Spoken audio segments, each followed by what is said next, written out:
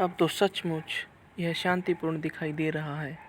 यह सब इन जापानियों का किया धरा है। हाँ, मेरा भी यही ख्याल है। उसने अनुमोदन किया। पर क्यों? उसने फौरन पूछा। यह बात मेरी समझ में नहीं आई। क्यों? इस कारण कि यह हमारी ज़मीन पर अधिकार करना चाहते हैं। हमारी ज़मीन पर? उसने दोहराया। नहीं, वे इस पर कभी अधिकार नहीं कर सकते। कभी नहीं, वे सब चिल्लाए। बातें करने और बुढ़िया की बाटी रोटी खाने के दौरान उनकी नज़रें पूर्व की ओर जमी थी। तुम लोग पूर्व की ओर क्यों देख रहे हो? मिसेज वांग ने उनसे पूछा। उस ओर से जापानी आ रहे हैं, उस आदमी ने उत्तर दिया, जिसने बुढ़िया की रोटी ली थी। क्या तुम लोग उनसे भाग रहे हो? हम यहाँ बहुत थोड़ी संख्या में हैं, वह याचक अंदाज में बोला। हम लोग एक गांव की रक्षा पर नियुक्त थे, पाउएन गांव। जो मैं उस गांव को जानती हूँ। वांग ने उसका वाक्य काट दिया। उसके बारे में विस्तार से बताने की ज़रूरत नहीं है। मैंने अपना लड़कपन वहीं बिताया है। पाऊ कैसा है? वह जिसकी सड़क पर चाय की दुकान है, मेरा भाई है। वहाँ अब एक भी व्यक्ति जिंदा नहीं है, सैनिक ने बताया। अब वहाँ जापानियों का अधिकार है। उनकी बाहरी सेना विदेशी बंदूकों और टैंकों के साथ वहाँ आ गई थी, इसलिए हम लोग क्या कर सकते थे? निश्चय ही तुम केवल भाग ही सकते थे। उसने गर्दन हिला दी। वह स्वयं को बीमार और दुर्बल सी महसूस कर रही थी। तो वह भी मर गया। उसका इकलौता भाई भी मर गया। अब अपने बाप के खानदान की वह अंतिम प्राणी जिंदा बची थी। सैनिक अब उसे अकेला छोड़कर पीछे हटते जा रहे थे। वह आ रहे हैं, काले बदमाश, वे कह रहे थे। अच्छा होगा हम लोग यहाँ से चले जाएं। सूर्य सिर पर आ चुका था और काफ़ी गर्मी थी। अगर उसे जाना ही है तो अच्छा होगा कि अब चली जाए। पर पहले वह पुश्ते पर चढ़कर उनकी दिशा का अनुमान लगा लेगी। वे लोग पश्चिम की ओर गए थे। उस ओर दृष्टि सीमा तक मैदान फैला हुआ था। मीलों दूर उसे कुछ लोगों की भीड़ सी नज़र आ रही थी। उसने सोचा कि वह अपने गांव वालों को दूसरे गांव में जाकर देखेगी। शायद वे लोग वहीं गए हो। वह धीरे धीरे पुश्ते पर चढ़ गई। धूप बहुत तेज़ थी, पर पुश्ते पर आकर उसे हवा लगी तो ज़रा शांति आई। उसे यह देखकर एक झटका सा लगा कि दरिया पुश्ते के किनारे तक चढ़ आया था। शायद यह पानी उस आखिरी घंटे में बढ़ा था। तो बूढ़े शैतान, वह गुस्से से बोली। पानी का देवता सुनता है तो सुन ले। यह है ही शैतान।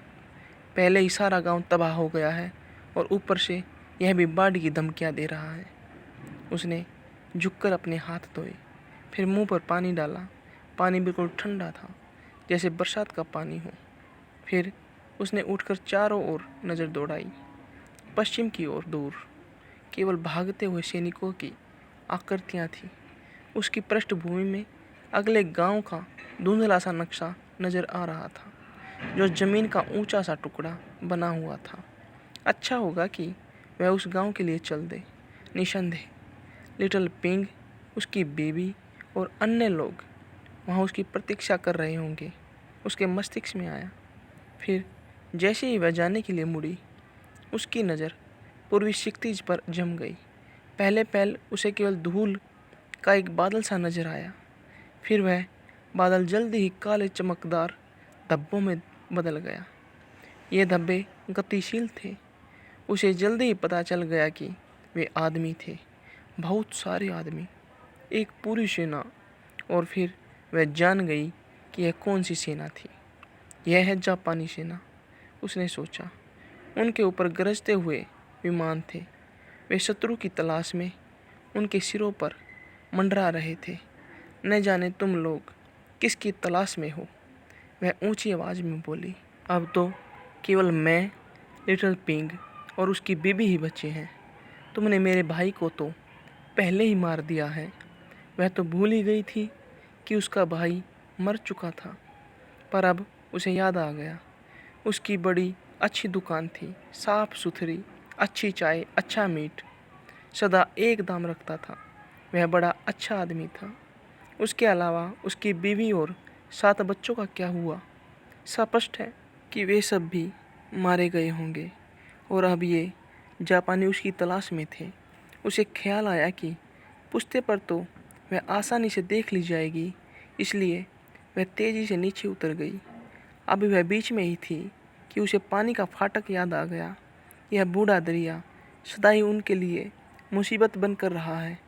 अब वह अपनी सारी बदमाशियों का जरा सा हर्जाना क्यों न चुका दे।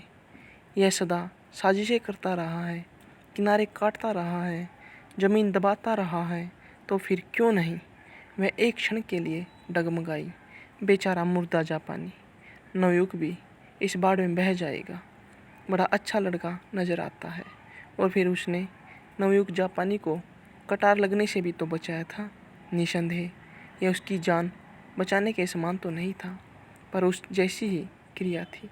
वह नवयुग के पास गई, फिर उसे खींचती हुई ऊपर ले आई और पुश्ते के किनारे पर लिटाकर दोबारा नीचे उतर गई। उसे अच्छी तरह पता था कि पानी का फाटक कैसे खोला जाता है। फसलों को पानी देने के लिए बांध का एक दरवाज़ा तो एक बच्चा भी खोल सकता था, पर वह यह भी जानती थी कि पूरा फाटक कैसे खोला जाता है। सवाल यह था कि क्या वह उसे इतनी जल्दी खोल सकती थी और पानी की चपेट से स्वयं को भी बचा सके। मैं एक बूढ़ी स्त्री ही तो हूँ, वह बड़बड़ाई। वह एक क्षण को हिचकिचाई। कैसी दयनीय बात थी कि वह लिटिल पिंक की बीवी के बच्चे को नहीं देख सकती थी। न जाने वह कैसा होगा, पर आदमी सब कुछ कहाँ देख सकता है। उसने जीवन में बहुत कुछ देख लिया, आखिर इस नज़ारेबाजी का कहीं तो अंत होना ही था। उसने फिर पूर्व की ओर एक नज़र डाली। जापानी अब मैदान में से आते हुए साफ नज़र आ रहे थे। वे काले और चमकते हुए बिंदुओं की एक लंबी गतिशील पंक्ति दिखाई दे रहे थे। अगर वह यह दरवाज़ा खोल दे तो यह तेज तीखा पानी गुर्राता हुआ मैदान को लपेटता एक बड़ी झील का रूप बनाता हुआ उनकी ओर बढ़ेगा, और फिर शायद वे सब सदा सदा के लिए पानी में खो जाएंगे। निश्चय ये लोग उस तक, लिटिल पिंक और उसकी बीबी तक कभी नहीं पहुंच सकते थे। वह बड़े आत्मविश्वास से फाटक की ओर मुड़ी और बड़बड़ाई, ठीक है, कुछ लोग विमानों से लड़ते हैं और कुछ बंदूकों से लड़ते हैं। अगर तुम्हारे पास इस जैसा उद्दंड दरिया हो तो दरिया से भी लड़ो। उसने फाटक में से लकड़ी का एक मोटा सा खूंटा खींच लिया। हरी काई के कारण खूंटा बड़ी आसानी से बाहर फिसल आया था। पानी की एक तेज़ धार बाहर उछल पड़ी। उसे अब केवल एक मोटी कील और खींचनी थी। फिर दरिया अपनी पूरी तेज़ी से उद्दंड बाढ़ के रूप में बाहर निकल आता। मिसेज वांग ने जोर लगाया। कील अपनी सुराख में से जरा सी फिसली। यह काम करके तो शायद मैं अपने सारे पाप ही क्षमा करवा लूँ, उसने सोचा। शायद मेरा बूढ़ा पति भी अपनी यातना से मुक्ति पा ले। इस काम के आगे उसके एक हाथ का महत्व ही क्या है। फिर हम दोनों सहसा उसके विचारों का क्रम टूट गया।